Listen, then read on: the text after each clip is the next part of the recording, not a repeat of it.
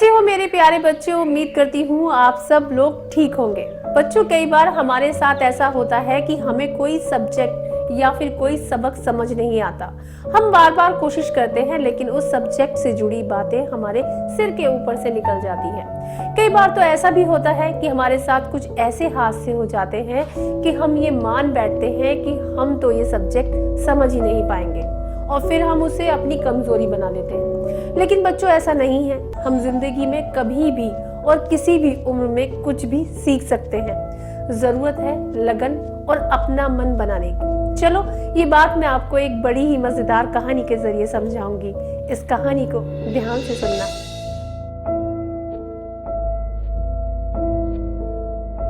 बहुत समय पहले की बात है। बुद्धिनगर नाम के राज्य में एक राजा रहता था। जैसा राज्य का नाम वैसे वहां के लोग, यानी बुद्धिनगर में रहने वाले सब लोग बड़े बुद्धिमान थे और किसी भी मुसीबत का हल चुटकियों में निकाल लेते थे। लेकिन बुद्धिनगर का राजा, जिसका नाम तो था वीर सिंह, लेकिन था वो बड़ा डरपोक, यानी वो अपने नाम के बिल्कुल उलट था। दूसरों की नजरों में तो वो बड़ा वीर था, लेकिन गणित का नाम आते ही उसके हाथ पैर कांपने लगते थे। वो गणित विषय से बहुत डरता था। इतने बड़े राज्य का राजा होने के बाद भी अगर उसके सामने कोई जोड़ने घटाने की बात करता तो वो घबराकर भाग जाता। असल में जब बचपन में वो गुरुकुल में पढ़ता था तब उसके साथ एक अनोखी घटना हुई जिसने उसे गणित के विषय से बहुत दूर कर दिया। एक बार वीरसेन गुरुकुल में सभी साथियों के साथ बैठा कोई सवाल हल कर रहा था कि तभी उसके सिर पे एक कटहल आकर गिर पड़ा। जब तक कोई कुछ समझ पाता, वीरसेन अपना सिर पकड़कर वहीं जमीन पर लौट गया। वो तो कहो कटहल छोटा था, वरना बेचारे वीरसेन का पता नहीं क्या हुआ होता। ठीक होने के बाद भी वो कई दिनों तक आराम फरमाता रहा, लेकिन वो गणित पढ़ने के नाम से ही घबराने लगा। किसी तरह ठोक पीट कर गुरुजी ने उसे वापस गणित पढ़ने के लिए बैठाया। इस बार जब वो दोबारा गणित पढ़ने बैठा तो किसी शैतान बच्चे ने उसी पेड़ के ऊपर बने मधुमक्खी के छत्ते पर पत्थर मार दिया। बाकी बच्चे तो भाग खड़े हुए, पर गोल मटोल वीरसेन जब तक कुछ समझ पाता उस पर मधुमक्खियों ने आक्रमण कर दिया। गुरुजी ने तुरंत कंबल मंगवाकर उसके ऊपर कंबल डाला और उसे वहां से ले गए, पर तब तक कई मधुमक्खियां उसे डंक मार चुकी थी। वीरसेन रोते रोते बस एक ही बात कह रहा था कि मैं अब कभी गणित नहीं पढ़ूंगा। 2-4 दिन में वीरसेन की सूजन भी चली गई और वो ठीक भी हो गया। कुछ नटखट बच्चों ने उससे कहा कि अगर वो गणित पढ़ेगा तो उसके सिर पर दोबारा कटहल गिर जाएगा और मधुमक्खियां भी काट खाएंगी। गुरुजी को जब ये बात पता चली तो पहले तो उन्होंने बच्चों को डांटा और उसके बाद वीरसेन से कहा, हम उस जगह पर नहीं बैठेंगे जहाँ पर कटहल का पेड़ हो और मधुमक्खियों का छत्ता हो। हम इस बार कमरे के अंदर ही पढ़ेंगे। पर वीरसेन इतना डर चुका था कि वो किसी भी कीमत पर गणित पढ़ने को तैयार नहीं हुआ। जब भी गुरुजी गणित पढ़ाते तो वो इतनी दूर चला जाता जहाँ पर उसे कोई ढूंढ ही ना सके। धीरे धीरे गुरुजी समझ गए कि वीरसेन को गणित पढ़ाना नामुमकिन है, इसलिए उन्होंने वीरसेन को गणित छोड़कर बाकी विषयों पर ही ध्यान देने के लिए कहा। समय बीतता गया और जब वीरसेन गुरुकुल से अपनी शिक्षा पूरी करके निकला तो गणित के मामले में वो अपने चेहरे की तरह पूरा गोल था। वीरसेन के वापस लौटने से राज्य खुशियों से झूम रहा था। वहीं दूसरी ओर उसके पिता हर्षसेन चिंता में डूबे जा रहे थे। उन्होंने वीरसेन को अकेले में बुलाकर कहा, तुम्हें ना तो जोड़ना आता है, ना घटाना, ना ही भाग देना और ना ही गुणा करना। यहाँ तक कि तुम हमारे राजमहल के सदस्य तक नहीं गिन सकते हो। वीरसेन ने कुछ सोचा और बोला, पर पिताजी, हम हमारे राजमहल के लोग क्यों गिनेंगे? क्या उन्हें कोई चुरा कर ले जा रहा है? ऐसा बुद्धिमानी भरा उत्तर सुनकर राजा चकित रह गए। उनके मुंह से एक शब्द भी नहीं निकल सका और वो अपना सिर पकड़ते हुए वहां से चले गए। अब राजगद्दी तो राजा को अपने इकलौते पुत्र को देनी ही थी, इसलिए राजा ने जिस दिन वीरसेन का राज तिलक किया उसी दिन महामंत्री को साई की तरह उसके साथ रहने के लिए कह दिया। महामंत्री था तो बहुत बुद्धिमान, पर वो लंबे समय से राजगद्दी हत्याने की फिराक में था। उसे जैसे ही पता चला कि वीरसेन को जोड़ना घटाना नहीं आता है, तो वो खुशी से नाच उठा। उसने ये बात किसी और को नहीं बताई कि कहीं कोई वीरसेन को सचेत न कर दे। अब तो हर दिन वो कोई ना कोई काम बताकर वीरसेन से पैसे ऐंठने लगा। कभी वो तालाब बनवाने की बात करता तो 50 स्वर्ण मुद्राओं की जगह 100 स्वर्ण मुद्राएं ले जाता, तो कभी दान पुण्य के नाम पर 200 की जगह 400 स्वर्ण मुद्राएं ले जाता।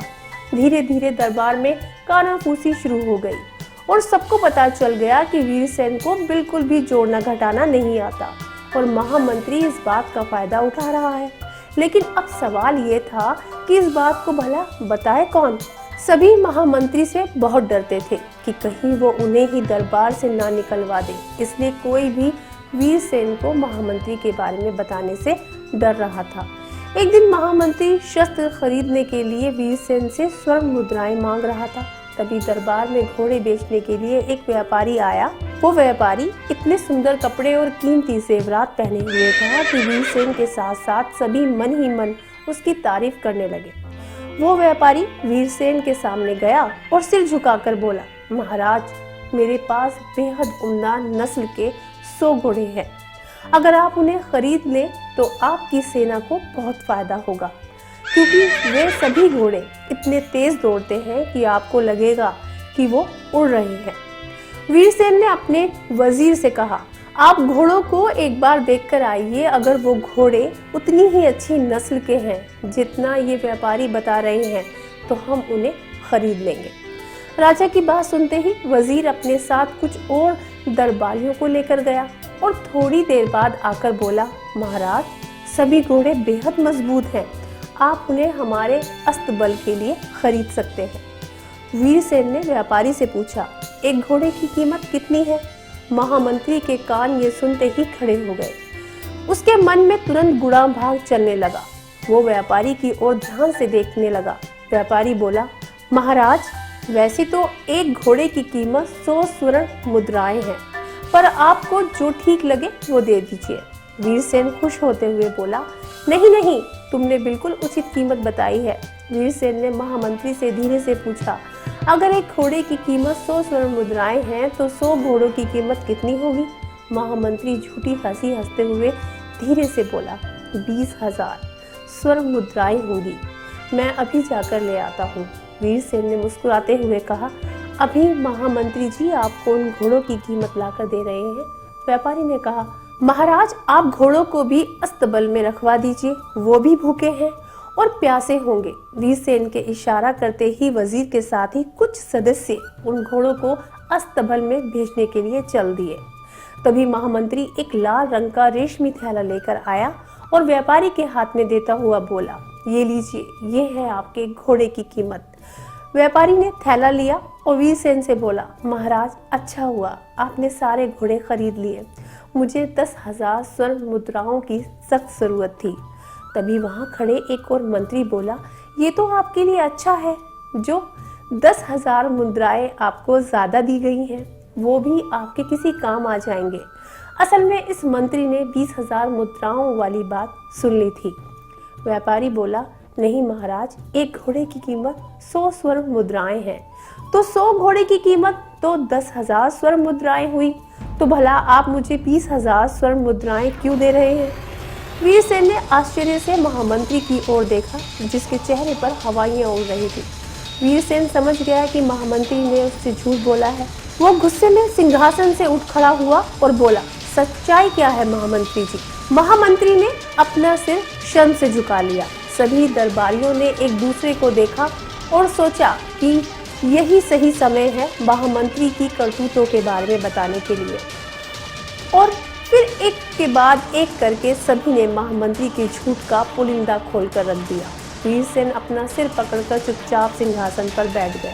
थोड़ी देर बाद उसने महामंत्री की ओर देखा, जो डर के मारे थर थर कांप रहा था। वीरसेन शांत स्वर में महामंत्री की ओर देखते हुए बोला, आपसे ज्यादा मेरी गलती है, क्योंकि मैंने आप पर आंख मूंद कर भरोसा किया। दुर्घटनाएं तो किसी के साथ भी हो सकती हैं, पर मैं उनका मुकाबला करने के बजाय उनसे डर कर भाग रहा था। और आप आज से महामंत्री नहीं रहेंगे और इस दरबार में कभी नहीं आएंगे। व्यापारी जो अब तक खड़ा सब देख रहा था धीरे से बोला, महाराज अगर आप बुरा ना माने तो एक बात कहूँ। वीरसेन बोला, बिल्कुल कहिए। व्यापारी बोला, सीखने की कोई उम्र नहीं होती महाराज, आप अभी भी गणित सीख सकते हैं। वीरसेन खुश हो गया और बोला, क्या ऐसा हो सकता है, ये तो मैंने सोचा ही नहीं था। वीरसेन ने कोषाध्यक्ष को आदेश दिया कि वो अगले दिन से ही उसे गणित सिखाए। कोषाध्यक्ष बोला, महाराज मैं आपको पढ़ाने कहाँ पर आ जाऊं, कटहल के बाग में, क्योंकि कटहल हमेशा नहीं गिरते। ये कहते हुए वीरसेन ठहाका मारकर हंस पड़ा। तो बच्चों कैसी लगी आपको ये कहानी? मजा आया ना? बच्चों ये कहानी हमें सिखाती है कि सीखने की कभी कोई उम्र नहीं होती। जिंदगी के हर मोड़ पर हमें कुछ न कुछ सीखना ही होता है। इसलिए आप जिन चीजों में कमजोर हैं और उन्हीं बातों से आपका रोज आमना सामना होता है तो आप उन्हें सीखें, उनसे दूर ना भागें, वरना आपको बड़ा नुकसान होगा। उम्मीद करती हूँ कि आपको ये कहानी समझ आ गई होगी। चलिए अब मैं चलती हूँ, अगली बार फिर आऊंगी एक और कहानी लेकर। तब तक के लिए खूब सारा पढ़ना। नमस्कार।